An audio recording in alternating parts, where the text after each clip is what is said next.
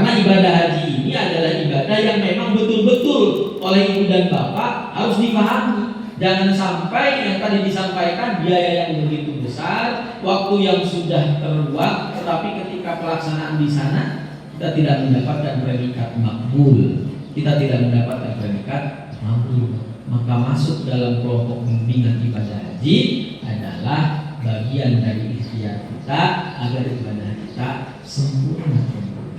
Nah, yang hadir hari ini adalah calon jemaah haji yang tidak hanya pada keberangkatan 2026, tetapi untuk bagi calon jemaah haji yang terdaftar di kami untuk calon jemaah haji 2026 ini itu ada beberapa dan memang disarankan, diwajibkan untuk mengikuti manasik ini selama 1 tahun penuh.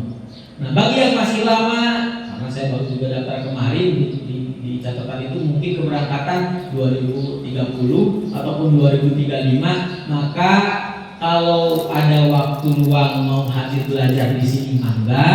Kalau misalkan memang mau nanti saja mendekati mangga. Tetapi bagi yang diestimasikan berangkat 2026, maka kami sarankan untuk ikut karena di sana ada berbagai program yang nanti akan diinformasikan kepada ibu dan bapak, mulai dari kloter, apa itu kloter, kelompok terbang, mulai dari gelombang 1, gelombang 2, gelombang 1 seperti apa, gelombang 2 seperti apa, mulai dari periksa kesehatan, mulai dari biometrik, mulai dari paspor, banyak tahapannya.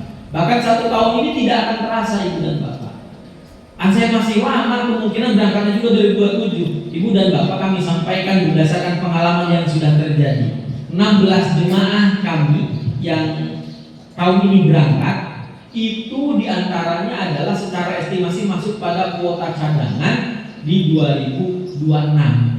Betul 2026. Jadi harus berangkatnya 2026. Qadarullah karena kuota kuningan pada waktu itu yang melunasi tidak terpenuhi, akhirnya yang masa tunggu setelahnya dipercepat.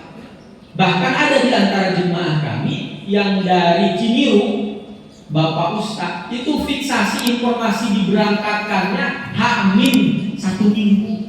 1 minggu lagi mau berangkat diinformasikan Bapak harus berangkat. Pertanyaannya, kalau misalkan tidak tahu informasi dan mekanismenya, kira-kira bisa ditempuh atau tidak? Nah, KBIHU ini mendampingi ibu dan bapak dalam hal seperti itu. Karena Kemenang pasti akan kesulitan untuk menginformasikan 900 jemaah yang ada di Kabupaten Kuningan. Karena kuota Kabupaten Kuningan ini murninya ada 900 lebih, 940. Ini kuota murninya. Nah, nanti dilihat nomor porsinya. Nah, maka ada yang diestimasikan. Tetapi yang berangkatnya masih lama jangan berkecil hati, karena yang kemarin terjadi itu yang salah satu jemaah dari Cipedes, Bapak Ustaz itu pelunasan ketiga karena belum terserap juga kuotanya, belum banyak yang melakukan pelunasan kan. Untuk mendapatkan nomor porsi, ibu dan bapak melakukan tabungan 25 juta di perbankan. Tetapi untuk pelunasan sesuai dengan hitungan yang sudah ditetapkan oleh pemerintah. Nah, maka untuk melakukan pelunasan sisanya kemarin banyak yang tidak memenuhi Kabupaten Kuningan. Akhirnya yang sebelum-sebelumnya. Nah, oleh karena itu bagi yang sudah daftar, nyicil dari sekarang ke bank, biar nanti tidak kaget ketika sudah pada waktunya. Aduh, ini 30 juta kudu kumaha misalnya. Tetapi ketika misalkan sekarang ada 500.000 ibu bapak tabungkan dan lain sebagainya, itu tidak terasa dalam masa waktu tunggu. Selain daripada ilmunya dipelajari, juga mekanisme administrasi negaranya dipenuhi. Jadi sekali lagi, ada juga yang memang sudah mau berangkat, tiba-tiba tidak jadi karena tidak istiqoah. Apa itu istiqoah? Istiqoah itu adalah salah satu syarat bagi jemaah yang dinyatakan sehat, mampu secara hukum dan juga secara syariat Kementerian Kesehatan secara ketentuannya, itu diperbolehkan berangkat. Tetapi bagi yang punya riwayat penyakit yang ditentukan pemerintah tidak boleh berangkat, itu tidak akan diberangkatkan.